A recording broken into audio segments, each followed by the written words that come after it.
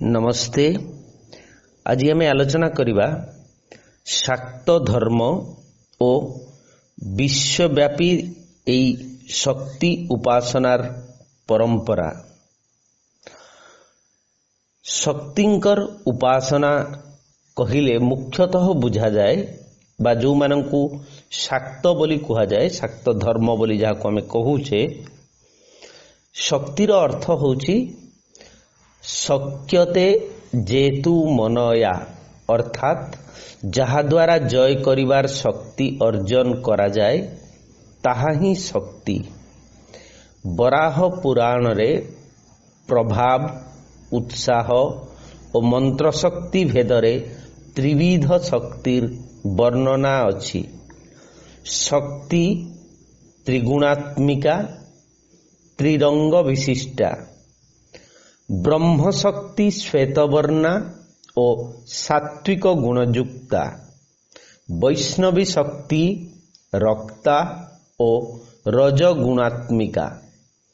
रौद्री शक्ति कृष्णा और तमगुण संपन्ना। एक परमात्मा जेपरी देव रूपरे ब्रह्मा, विष्णु और महेश्वर, सेहीपरि देवी बा शक्ति रूपरे ब्राह्मी, वैष्णवी और रौद्री नामरे अभिहित एवं यथाक्रमे क्रिया, ज्ञान और इच्छार द्योतक। गोरख संहिता अनुसारे उक्त त्रिविध शक्तिर एकत्र अवस्थिति को ओंकार कहा जाए। मार्कंडेय पुराण और देवी भागवत व्यतीत स्कंद, शिव, कूर्म और लिंगादि शैव पुराण रे शक्ति शिव शक्ति भावरे एवं भागवत, विष्णु और वामन प्रभृति वैष्णव पुराण रे विष्णु शक्ति रूपे वर्णिता होइछन्ति। आलोचक माने शाक्त धर्मधारा को शैव मतवादर शाखा रूपे ग्रहण करिथिले मध्य ताहा जे एक स्वतंत्र धारा रूपे क्रम विस्तारित होइछि, एथिरे कोनोसी संदेहर अवकाश नहीं। ऐतिहासिक माने आर्य और आर्येतर विश्वास और संस्कारर समन्वय द्वारा शाक्त धर्मर अभ्युदय घटिथिला बोली मतव्यक्त करिछन्ति। भारतीय तंत्रशास्त्र रे शक्ति को ही मूल भूमि रूपे स्वीकार करा जाइछि। जोगमार्गर हठ, राजयोग प्रभृति शाखा आसन और प्राणायाम आदि परामर्श देई सेही शक्ति को जागृत कराइबार आलोचना करिछन्ति। केवल आमर निम्न प्रकृति को श्रृंखला मध्य को आनिबारे नुहे, आध्यात्मिक जीवन रे ओ एपरिकी अतिमानस साधनार क्षेत्र रे मध्य श्री अरविंद प्राणशक्तिर एक मुख्य भूमिका रहिछि बोली उल्लेख करिछन्ति। अवश्य पूर्ण योग, हठ और राजयोगर उपाय एवं साधन गुड़िक उपरे प्राधान्य देव नहीं, मात्र अन्य एकाधिक मार्गरे ताहार अधिकारी हेबो बोली श्री अरविंद सूचई देइछन्ति।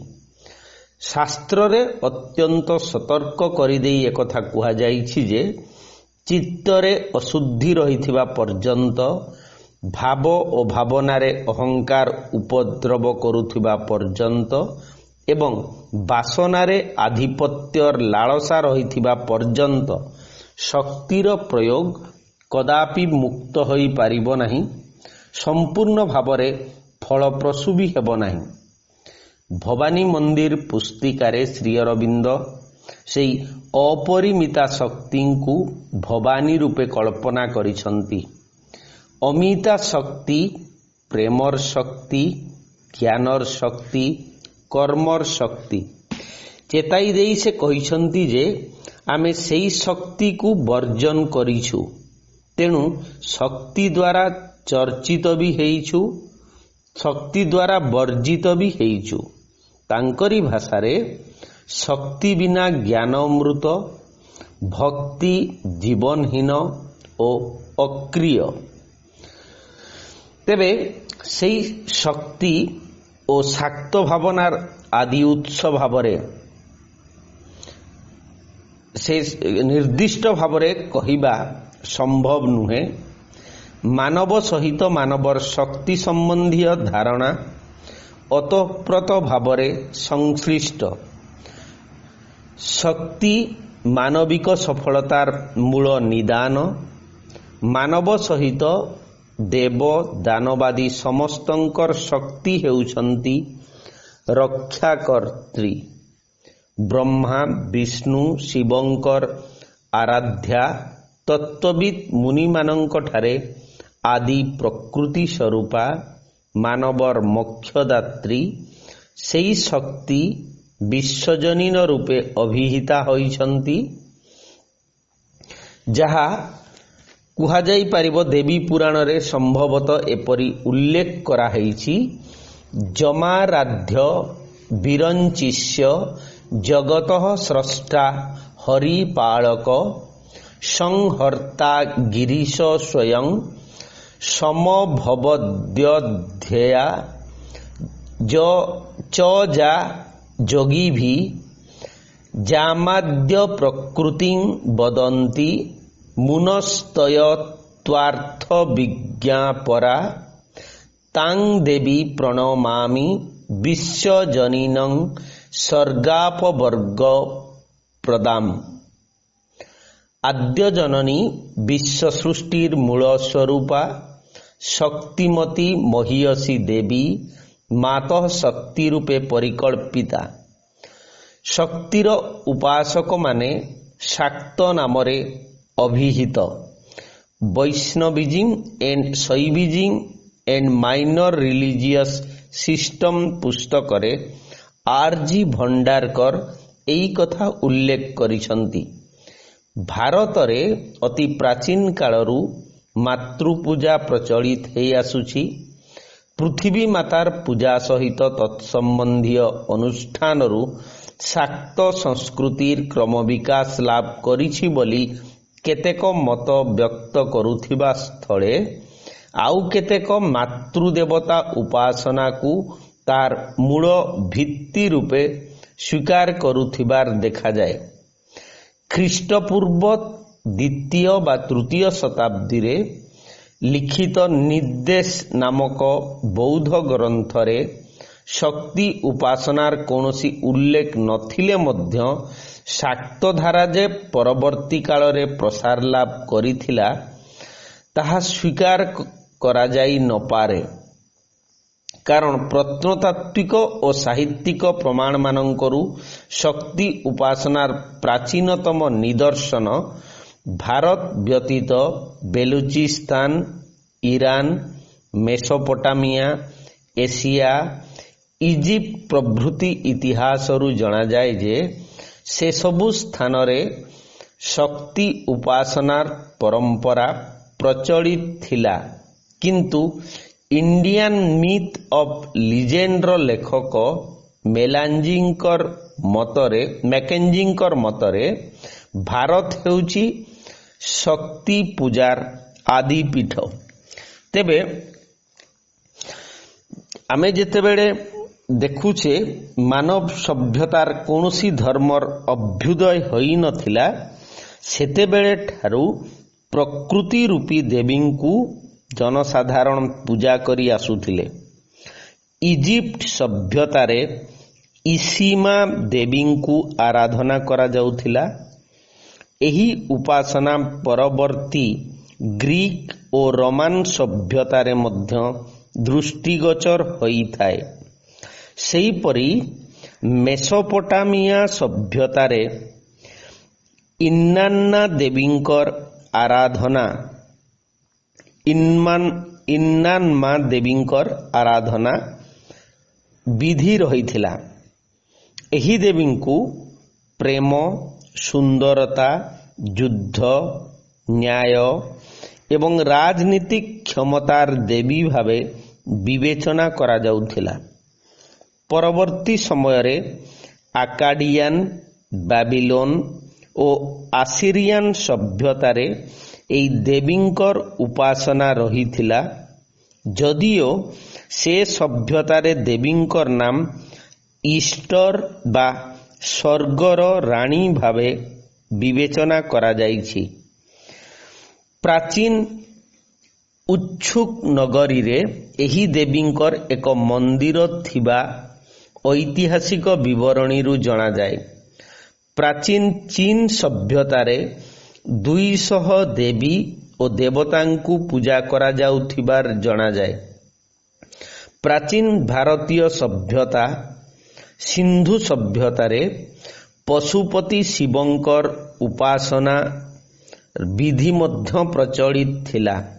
ଏଥିପାଇଁ ଦେବୀ ପାର୍ବତୀଙ୍କର ଉପାସନା ମଧ୍ୟ ବିଦ୍ୟମାନ ଥାଇପାରେ ବୋଲି ବିଶ୍ୱାସ କରାଯାଏ।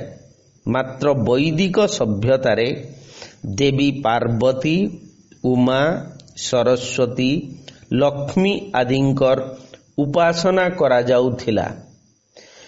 ତେଣୁ ସିନ୍ଧୁ ନଦୀର ଅବବାହିକା ମହେଞ୍ଜୋଦାରୋ ଓ ହରପ୍ପା ପ୍ରଭୃତି ସ୍ଥାନରେ ମିଳିଥିବା ପ୍ରତ୍ନତାତ୍ତ୍ୱିକ ଉପାଦାନରୁ ପ୍ରାଗ୍ ବୈଦିକ ବା ପ୍ରାଗ୍ ଐତିହାସିକ ଯୁଗର ପ୍ରତୀକାତ୍ମକ ମାତୃ ଉପାସନାର ନିଦର୍ଶନ ମିଳେ। ଏ ସମ୍ପର୍କରେ ଡକ୍ଟର ପୁଷ୍ପେନ୍ଦ୍ର କୁମାରଙ୍କର ଶକ୍ତି କଲ୍ଟ ଇନ୍ ଏନ୍ସିଏଣ୍ଟ ପୁସ୍ତକକୁ ଆମେ ରେଫରେନ୍ସ ହିସାବରେ ଗ୍ରହଣ କରିପାରିବା ଏବଂ ସେ ଉଲ୍ଲେଖ କରୁଛନ୍ତି ଯେ ପରବର୍ତ୍ତୀ କାଳରେ ଉତ୍ତର ଭାରତର ତକ୍ଷଶିଳା, କୌଶାମ୍ବୀ, ରାଜଘାଟ ପ୍ରଭୃତି ସ୍ଥାନରୁ ମିଳିଥିବା ମୌର୍ଯ୍ୟକାଳୀନ ଐତିହାସିକ ଉପାଦାନରେ ଶକ୍ତି ପୂଜା ସମ୍ପର୍କିତ ଅନୁରୂପ ନିଦର୍ଶନ ଥିବାର ଦେଖାଯାଏ।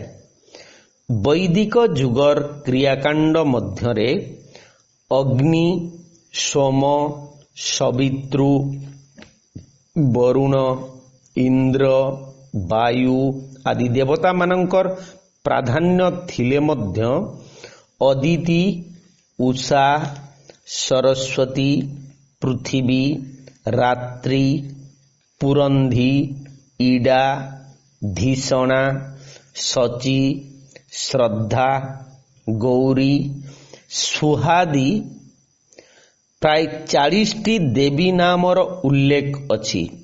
ପରବର୍ତ୍ତୀ କାଳରେ ସେହି ଅଦିତି ପୃଥିବୀ ବା ଦ୍ୟାବା ପୃଥିବୀ ରୂପରେ ଏବଂ ଉଷା କୌଶିକୀ, କାଳିକା ଓ ପାର୍ବତୀ ଭାବରେ ପରିଚିତା ହୋଇଥିବାର ଦେଖାଯାଏ। ଅଦିତି ଦେବଗଣ ଓ ବିଶ୍ୱ ବ୍ରହ୍ମାଣ୍ଡର ଜନନୀ ରୂପେ ବର୍ଣ୍ଣିତା ହୋଇଛନ୍ତି। ସରସ୍ୱତୀ ମୁଖ୍ୟତଃ ନଦୀର ଅଧିଷ୍ଠାତ୍ରୀ ଦେବୀ ହେଲେ ମଧ୍ୟ ପରୋକ୍ଷ ଭାବରେ ଜ୍ଞାନ ଓ ବିଦ୍ୟାର ଦେବତା ରୂପେ ରୂପାୟିତା। ପୃଥିବୀ ଧରିତ୍ରୀ ମାତା ଶସ୍ୟାଦିର ଅଧିଷ୍ଠାତ୍ରୀ ଦେବୀ ରୂପେ, ପୁରନ୍ଧି ପ୍ରାଚୁର୍ଯ୍ୟର ଦେବୀ, ଇଡ଼ା ପୁଷ୍ଟିର ଦେବତା ଭାବରେ ବର୍ଣ୍ଣିତା ହୋଇଥିବାରୁ ବେଦତ୍ୱର ସାହିତ୍ୟରେ ସେମାନେ ଭିନ୍ନ ଭିନ୍ନ ରୂପ ଓ ନାମ ଗ୍ରହଣ କରି ଶକ୍ତି ପୂଜା କ୍ଷେତ୍ରରେ ଯେ ବିଶେଷ ଭୂମିକାରେ ଅବତୀର୍ଣ୍ଣା ହୋଇଥିଲେ ଏଥିରେ ସନ୍ଦେହ ନାହିଁ। ଜିତେନ୍ଦ୍ରନାଥ ବନ୍ଦୋପାଧ୍ୟାୟ ତାଙ୍କର ପଞ୍ଚୋପସନା ପୁସ୍ତକରେ ଏ ସମ୍ପର୍କରେ ଉଲ୍ଲେଖ କରିଛନ୍ତି। ଋକ୍ ବେଦରେ ଥିବା ବାଗ୍ଦେବୀ ସୂକ୍ତଟି ପରେ ଦେବୀ ସୂକ୍ତ ନାମରେ ଅଭିହିତ ହୋଇଛି। ସେହି ଦେବୀ ଅମ୍ଭୃଣ ଋଷିଙ୍କର କନ୍ୟା ତଥା ବିଶ୍ୱ ନିୟନ୍ତ୍ରିକା ଶକ୍ତି ଭାବରେ ରୂପାୟିତ ହୋଇଛନ୍ତି। ଯେଉଁ 8ଟି ଶ୍ଲୋକ ରହିଛି ତନ୍ମଧ୍ୟରେ କୁହାଯାଇଛି ଅହଂ ରୁଦ୍ରେର୍ଭିର୍ ଶୁଭିଶ୍ଚ ରାମ୍ୟ ହମାଦିତୈରୁତ ବିଶ୍ୱଦେବ ଅହଂ ମିତ୍ରା ବରୁଣୋଭା ବିଭର୍ମ୍ୟଂ ହମିଦ୍ରାଗ୍ନି ଅହମଶ୍ରୀ ନଭା। ଦ୍ୱିତୀୟ ଶ୍ଲୋକରେ ସେହିପରି କୁହାଯାଇଛି ଅହଂ ସୋମ ମାହନସଂ ବିଭର୍ମ୍ୟଂ ତ୍ୱଷ୍ଟାର ମୃତ ପୁଷ୍ୟଣଂ ଭଗଂ ଅହଂ ଦଧାମି ଦ୍ରବିଣଂ ହବିଷ୍ମତେ ସୁପ୍ରାବୋ ଯଜମାନୟସ୍ୱନତ୍ୱ ଅହଂ ରାଷ୍ଟ୍ରୀ ସଙ୍ଗମନି ବସୁନାଂ ଚିକିତୁଷି ପ୍ରଥମା ଯଜ୍ଞିନାମ୍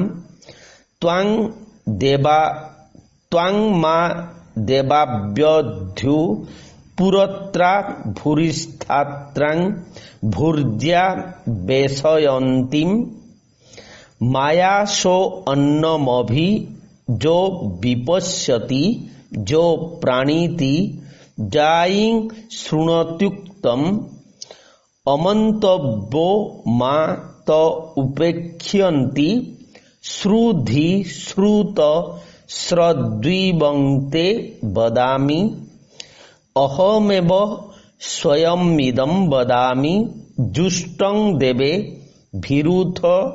भीरुत मानुषेभि जं कामये त्वं समुग्रे कृतमितं ब्राह्मणं तमृषितं सुमेधाम् अहं रुद्राय धनुरातो नमि ब्रह्मं त्विषे शरवे हन्तबाभ अहं जनाय समद् कृशम्यहं द्यावा पृथिवी आविवेश अहं सुबे पितरमस्य मूर्धनं ज्वनिरपश्वन्त समुद्रे ततोर्बन्तिष्ठे भुवनानु विश्वतामुं द्वावर्षोत्तरस्पृश्यामि अहमेव वात इव प्रवाम्यारभमाना भुवनानि विश्वा परो दिवा परो एना पृथिवैतावती महिना संबभूव। এই 8টি ମନ୍ତ୍ରକୁ ଶାକ୍ତ ଭାବନାର ମୂଳ ଆଧାର ରୂପେ ଗ୍ରହଣ କରାଯାଇପାରେ ଏବଂ ଏହାର ଓଡ଼ିଆ ଅନୁବାଦ ପଣ୍ଡିତମାନେ ଏହି ପ୍ରକାରର କରିଛନ୍ତି। ପ୍ରଥମ ଶ୍ଲୋକରେ କୁହାଯାଇଛି ମୁଁ ରୁଦ୍ର ଓ ବସୁଗଣ ସଙ୍ଗେ ବିଚରଣ କରେ, ଆଦିତ୍ୟ ଓ ଦେବଗଣଙ୍କ ସହିତ ରହେ। ମୁଁ ହିଁ ମିତ୍ର, ବରୁଣ, ଇନ୍ଦ୍ର, ଅଗ୍ନି ଓ ଅଶ୍ୱିନୀ କୁମାର ଦ୍ୱୟଙ୍କୁ ଧାରଣ କରେ। ସେହିପରି ଦ୍ୱିତୀୟ ଶ୍ଲୋକରେ କୁହାଯାଇଛି ଯେଉଁ ସୋମ ପ୍ରସ୍ତରାଦି ନିଷ୍ପୀଡ଼ନ ଦ୍ୱାରା ଉତ୍ପନ୍ନ ହୁଏ ମୁଁ ତାହାକୁ ଧାରଣ କରେ। ମୁଁ ତ୍ୱଷ୍ଟା, ପୂଷା ଓ ଭୋଗକୁ ଧାରଣ କରେ। ଯେ ସୋମରସ ଓ ଯଜ୍ଞ ସାମଗ୍ରୀ ଦ୍ୱାରା ଦେବଗଣଙ୍କୁ ସନ୍ତୁଷ୍ଟ କରେ ମୁଁ ତାହାକୁ ଧନ ଦାନ କରେ। ତୃତୀୟ ଶ୍ଲୋକରେ କୁହାଯାଇଛି ମୁଁ ରାଷ୍ଟ୍ରର ଅଧୀଶ୍ୱରୀ, ଜ୍ଞାନ ସମ୍ପନ୍ନ ଓ ଯଜ୍ଞୋପଯୋଗୀ ବସ୍ତୁ ମଧ୍ୟରେ ମୁଁ ଶ୍ରେଷ୍ଠ। ମୋତେ ଦେବଗଣ ନାନା ସ୍ଥାନରେ ସନ୍ନିବେଶିତ କରିଛନ୍ତି। ମୋର ଆଶ୍ରୟ ସ୍ଥାନ ଅତି ବିସ୍ତୃତ ଏବଂ ମୁଁ ସବୁ ପ୍ରାଣୀଙ୍କ ମଧ୍ୟରେ ବିଦ୍ୟମାନ। ଚତୁର୍ଥ ଶ୍ଲୋକରେ କୁହାଯାଇଛି ମୋରି ସହାୟତାରେ ସମସ୍ତେ ଦେଖନ୍ତି, ପ୍ରାଣ ଧାରଣ କରନ୍ତି ଓ ଅନ୍ନ ଭୋଜନ କରନ୍ତି। ଯେ ମୋତେ ଅସ୍ୱୀକାର କରେ ତାହାର କ୍ଷୟ ନିଶ୍ଚିତ। ହେ ପଣ୍ଡିତଗଣ, ମୁଁ ଯାହା କହୁଛି ତାହା ଶ୍ରଦ୍ଧାର ସହିତ ଶୁଣ। ପଞ୍ଚମ ଶ୍ଲୋକରେ କୁହାଯାଇଛି ଦେବଗଣ ଓ ମନୁଷ୍ୟଗଣ ଯାହାର ଶରଣାର୍ଥୀ ହୁଅନ୍ତି ସେ ବିଷୟରେ ମୁଁ ପରାମର୍ଶ ଦିଏ। ମୋର ଇଚ୍ଛା ଅନୁସାରେ ମୁଁ ଯେକୌଣସି ବସ୍ତୁ ବା ବ୍ୟକ୍ତିକୁ ବଳବାନ, ସ୍ତୋତା, ଋଷି, ବା ବୁଦ୍ଧିମାନ କରିପାରେ। ଷଷ୍ଠ ଶ୍ଲୋକରେ କୁହାଯାଇଛି, ରୁଦ୍ର ଯେତେବେଳେ ସ୍ତୋତ ବିଦ୍ୱେଷୀକୁ ହତ୍ୟା କରିବାକୁ ଉଦ୍ୟତ ହୁଅନ୍ତି, ମୁଁ ସେତେବେଳେ ତାଙ୍କର ଧନୁ ବିସ୍ତାରିତ କରିଦିଏ। ଲୋକଙ୍କ ପାଇଁ ମୁଁ ଯୁଦ୍ଧ କରେ। ମୁଁ ଭୂଲୋକ ଓ ଦ୍ୟୁଲୋକକୁ ଆବିଷ୍ଟ କରି ରଖିଛି। ସପ୍ତମ ଶ୍ଲୋକରେ କୁହାଯାଇଛି, ମୁଁ ଜନକ ଆକାଶକୁ ଜନ୍ମ ଦେଇଛି। ସେହି ଆକାଶ ଏ ଜଗତର ମସ୍ତକ ରୂପେ ବିଦ୍ୟମାନ। ସମୁଦ୍ର ମଧ୍ୟରେ ମୋର ବାସସ୍ଥାନ। ସେହିଠାରୁ ମୁଁ ସମସ୍ତ ଭୁବନକୁ ବିସ୍ତୃତ ହୁଏ ଏବଂ ଉନ୍ନତ ଦେହ ଦ୍ୱାରା ଦ୍ୟୁଲୋକକୁ ସ୍ପର୍ଶ କରେ। ଅଷ୍ଟମ ଶ୍ଲୋକରେ କୁହାଯାଇଛି, ମୁଁ ସେହି ଭୁବନ ନିର୍ମାଣ କରୁ କରୁ ବାୟୁ ରୂପେ ପ୍ରବାହିତ ହୁଏ। ମୋର ମହିମା ସ୍ୱର୍ଗ ଓ ମର୍ତ୍ତ୍ୟକୁ ଅତିକ୍ରମ କରିଛି। ଏଥିରୁ ବୈଦିକ ଋଷିମାନେ ସମଗ୍ର ବିଶ୍ୱରେ ଦେବୀ ଶକ୍ତିର ସତ୍ତା ଅଛି ବୋଲି ଉପଲବ୍ଧି କରିଥିଲେ। ତେଣୁ ପରବର୍ତ୍ତୀ କାଳରେ ଶାକ୍ତ ଧର୍ମରେ ଦେବୀ ସୂକ୍ତ ସର୍ବୋତ ଭାବେ ପ୍ରାଧାନ୍ୟ ଲାଭ କରିଛି। ଅମ୍ବିକା, ଉମା, ଦୁର୍ଗା, କାଳୀ ପ୍ରଭୃତି ଯେଉଁ ଦେବୀଗଣଙ୍କୁ ଆଶ୍ରୟ କରି ଶାକ୍ତ ଧର୍ମଧାରା ପ୍ରତିଷ୍ଠିତ ହୋଇଛି, ସେମାନଙ୍କର ନାମ ଋକ୍ ବେଦରେ ଉଲ୍ଲେଖ ନଥିଲେ ମଧ୍ୟ ଉତ୍ତରକାଳୀନ ବୈଦିକ ସାହିତ୍ୟରେ ଅର୍ଥାତ୍ ବାଜସନେୟୀ ସଂହିତା, ତୈତ୍ତିରୀୟ ବ୍ରାହ୍ମଣ ଓ ଆରଣ୍ୟକ, କେନୋପନିଷଦ, ଶ୍ବେତାଶ୍ୱେତର ଉପନିଷଦ ପ୍ରଭୃତିରେ ବିଶଦ ଭାବରେ ବର୍ଣ୍ଣିତ ହୋଇଛି। ସାଂଖ୍ୟାୟନ ସୌତ୍ର ସୂତ୍ର, ହିରଣ୍ୟକେଶିନ୍ ଗୁହ୍ୟ ସୂତ୍ର ଓ ମନୁ ସଂହିତାରେ ମଧ୍ୟ ଭଦ୍ରକାଳୀ, ଶ୍ରୀ, ଭବାନୀ, ଦୁର୍ଗା, ଜ୍ୟେଷ୍ଠା ପ୍ରଭୃତିଙ୍କର ନାମ ଉଲ୍ଲେଖ ରହିଛି। ବେଦଭାଷ୍ୟରେ ଅମ୍ବିକାଙ୍କୁ ଜଗନ୍ମାତା, ପାର୍ବତୀ ଓ ରୁଦ୍ର ରୂପେ ବର୍ଣ୍ଣନା କରାଯାଇଥିଲେ ମଧ୍ୟ ଉପନିଷଦରେ ଅଗ୍ନି, ବାୟୁ ଓ ଇନ୍ଦ୍ରାଦି ବୈଦିକ ଦେବଗଣଙ୍କ ଅପେକ୍ଷା ଉମା ଅଧିକ ଶକ୍ତିଶାଳିନୀ, ବ୍ରହ୍ମବିଦ୍ୟା ରୂପିଣୀ ଦେବୀ ରୂପେ ପରିଚିତା ହୋଇଛନ୍ତି। ବୈଦିକ ରୁଦ୍ର ଶିବ, ଅଗ୍ନି ଓ ରୁଦ୍ର ରୂପେ ଅଭିହିତ ହୋଇଥିବାରୁ ଉମା, ଅମ୍ବିକା, ପାର୍ବତୀ, ହୈମବତୀ ରୁଦ୍ର ପତ୍ନୀ ରୂପେ ଓ କାଳୀ, କରାଳୀ ପ୍ରଭୃତି ଅଗ୍ନିଙ୍କ ସ୍ତ୍ରୀ ରୂପେ ଏବଂ ଗୌରୀ ନିବୃତ୍ତି ଦେବୀ ରୂପେ ଗୃହୀତ ହୋଇଥିବାର ଦେଖାଯାଏ। ତୈତ୍ତରୀୟ ଆରଣ୍ୟୋକ୍ତ ଦୁର୍ଗା କାତ୍ୟାୟନାୟ ବିଦ୍ମହେ କନ୍ୟାକୁମାରୀ ଧୀମହି ତନ୍ନୋ ଦୁର୍ଗୀ ପ୍ରଚୋଦୟାତ୍। ଗାୟତ୍ରୀରୁ ଦେବୀଙ୍କର କନ୍ୟାକୁମାରୀ, କାତ୍ୟାୟନୀ, ଦୁର୍ଗୀ ବା ଦୁର୍ଗା ନାମର ସୂଚନା ମିଳେ। କୃଷ୍ଣ ଯଜୁର୍ବେଦର ମୈତ୍ରାୟଣୀ ସଂହିତାରେ ଥିବା ଗୌରୀ ତଦ୍ଗଙ୍ଗୋଚ୍ଚାୟ ବିଦ୍ମହେ ଗିରିଶ୍ରୁତାୟ ଧୀମହି ତନ୍ନୋ ଗୌରୀ ପ୍ରଚୋଦୟାତ୍। ଗାୟତ୍ରୀରୁ ଗୌରୀ ଓ ଗିରିଶ୍ରୁତାଙ୍କ ନାମ ଥିବା ଏହି ଦୁଇଟି ନାମ ଥିବା ଜଣାଯାଏ।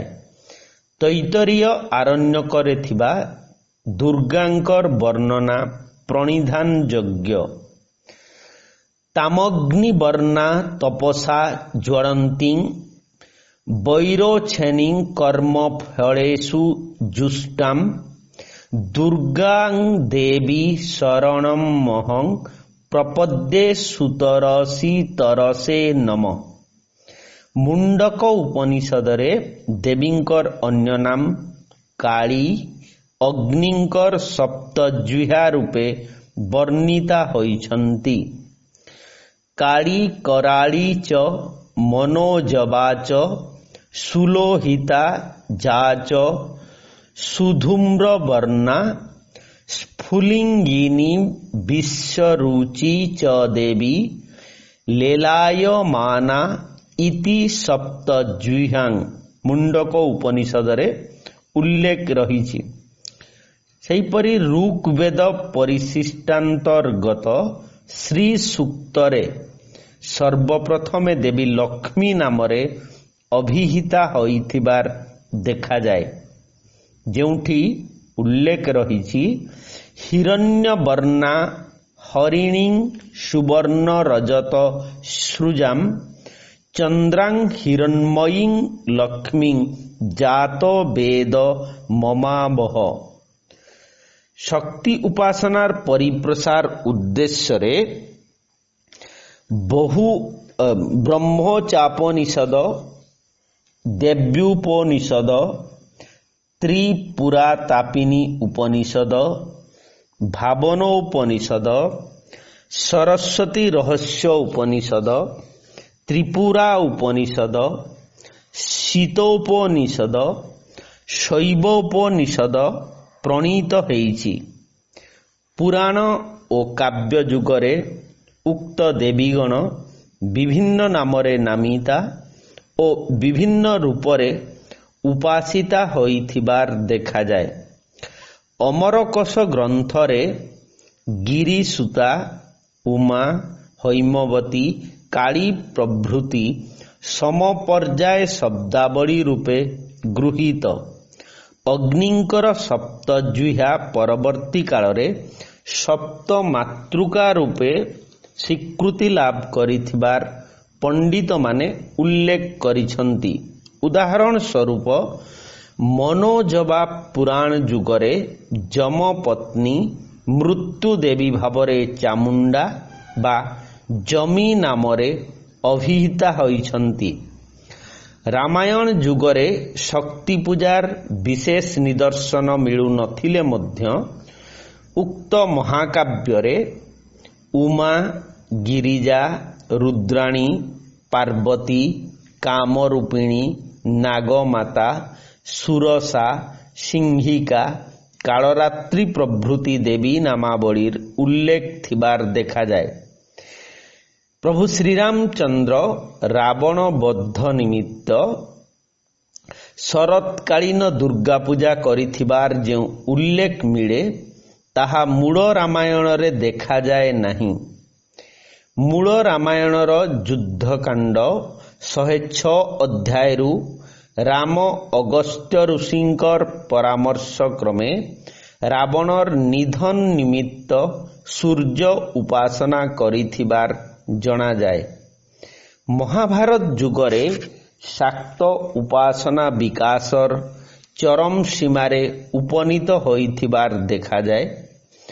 महाभारतर उपलब्ध स्वरूप गुप्त जुगरे जाहाकू कुहा जाई पारिबो 320 रु 550 ख्रीष्टाब्द मध्यरे संपादित हेइथिले मध्य ख्रीष्टीय द्वितीय तृतीय शताब्दी बेलकू यह एक निर्दिष्ट रूप ग्रहण कर सारिथिला बोली आलोचक माने मत दियंती।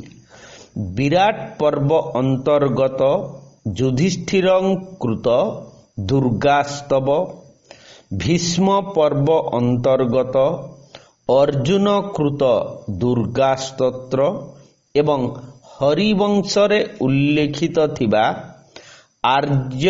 आर्यास्तवर अनुशीलनरु जना जाए जे गुप्त जुगर बहु पूर्वरु प्राय प्रथम शताब्दी बेलकू शाक्त साधनार पूर्ण विकास घटिथिला।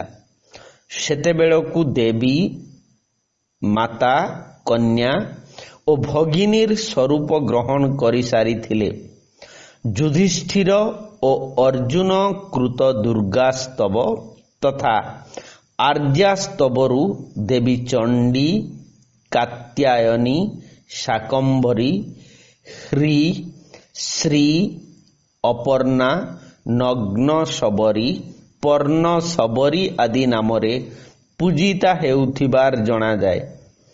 ମହାଯାନ ବୌଦ୍ଧ ମତ ଅନୁସାରେ ଆଦିଶକ୍ତି ନାମରେ ପୂଜିତା ବୌଦ୍ଧ ଦେବୀ ପର୍ଣ୍ଣଶବରୀ, ଅକ୍ଷୋଭ୍ୟ ଓ ଅମୋଘ ସିଦ୍ଧି ନାମକ ଦୁଇ ଧ୍ୟାନୀ ବୁଦ୍ଧଙ୍କ ଠାରୁ ଉତ୍ପତ୍ତି ଲାଭ କରିଥିବାର ଜଣାଯାଏ। ନଗ୍ନ ଶବରୀ ବରାହ ପୁରାଣ ଅନ୍ତର୍ଗତ କିରାତିନୀ ନାମେ ପରିଚିତା। ମାର୍କଣ୍ଡେୟ ପୁରାଣ ଅନ୍ତର୍ଗତ ବିଭିନ୍ନ ସ୍ତୁତିରେ ଦେବୀଙ୍କର ସ୍ୱରୂପ ବୈଚିତ୍ର୍ୟର ପରିଚୟ ମିଳେ। ତନ୍ମଧ୍ୟରେ ଶକ୍ତି ଦେବୀଙ୍କର ବୈଦିକ ରୂପ ସୌମ୍ୟ ଓ ଉଗ୍ର ରୂପ, ଜନନୀ, ଭଗିନୀ ଓ ଦୁହିତା ସ୍ୱରୂପର ବିଶଦ ବର୍ଣ୍ଣନା ରହିଛି। ପୌରାଣିକ ଓ ତାନ୍ତ୍ରିକ ସ୍ତୁତିଗୁଡ଼ିକରୁ ଉଲ୍ଲିଖିତ ଦେବୀମାନଙ୍କର ଉପାସନାର ଯେଉଁ ପରମ୍ପରା ଥିଲା, ସେଗୁଡ଼ିକ ଭିତରେ ମୁଖ୍ୟତଃ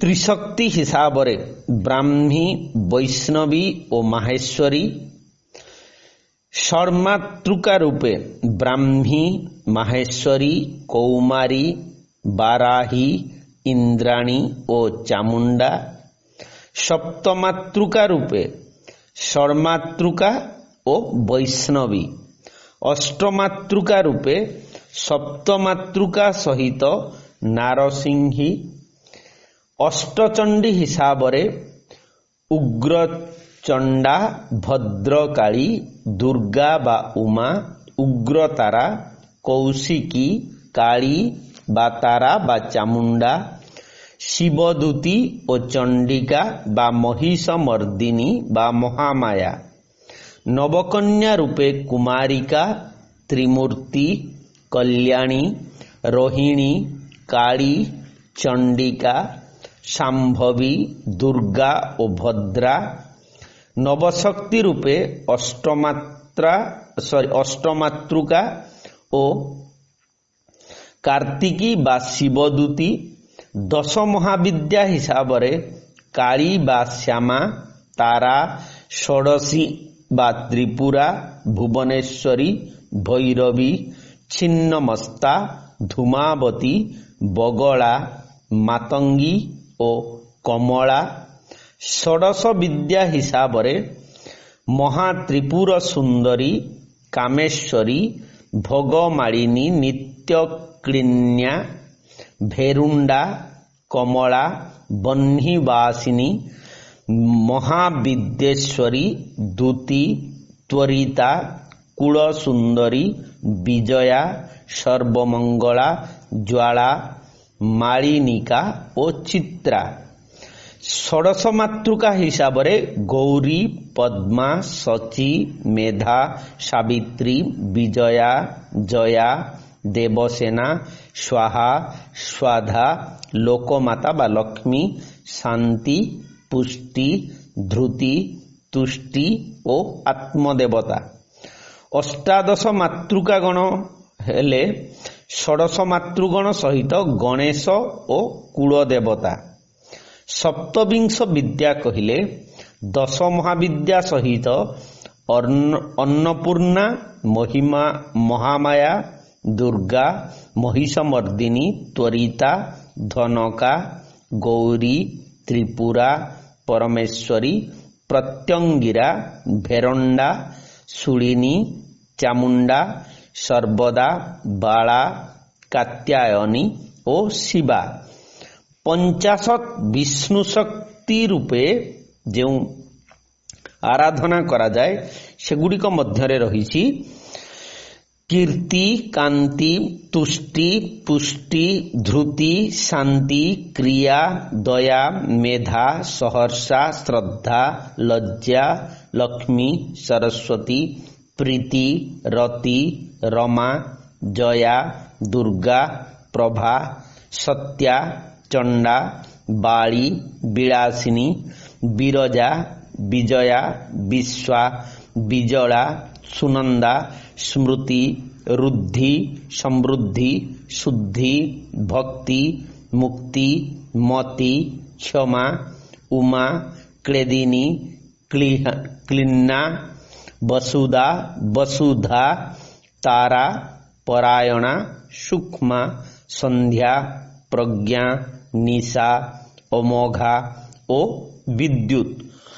50 रुद्र शक्ति मानक भितरे रहिछि गुणोदरी, विरजा, षाण्मयी, लोलाक्षी, वर्तुलाक्षी, दीर्घ घोणा, दीर्घमुखी, गोमुखी, दीर्घजिह्वा, कुंडोदरी, अर्धकेशी, विकृतमुखी, ज्वालामुखी, उल्कामुखी, सुश्रीमुखी, विद्यामुखी, महाकाली, सरस्वती, गौरी, त्रैलोक्य विद्या, मंत्र सिद्धि, आत्मशक्ति, भूतमाता, लंबोदरी, द्रावणी, नागरी, खेचरी, मंजरी, रूपिणी, चित्रिणी, काकोदरी, पूतना, भद्रकाली, जोगिनी, शंखिनी, गर्जिनी, कालरात्रि, कुबज्जिका, कपर्दिनी, जया, सुमुखेश्वरी, रेवती,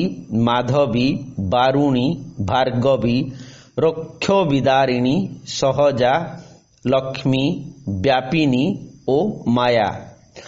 64 जोगिनी मानक मध्यरे रहिछि ब्राह्मणी, चंडिका, रौद्री, गौरी, इंद्राणी, कौमारी, भैरवी, दुर्गा, नारसिंही, कालिका, चामुंडा, शिवदूती, बाराही, कौशिकी, माहेश्वरी, शंकरी, जयंती, सर्वमंगला, काली, कपालिनी, मेधा, शिवा, शाकंभरी, भीमा, शांता, भ्रामरी, रुद्राणी, अंबिका, क्षमा, धात्री, स्वाहा, स्वाधा, अपर्णा, महोदरी, घोररूपा, महाकाली, भद्रकाली, भयंकरी बा कपालिनी, क्षेमंकरी, उग्रचंडा, चंडग्रा, चंडनायिका, चंडा, चंडवती, चंडी,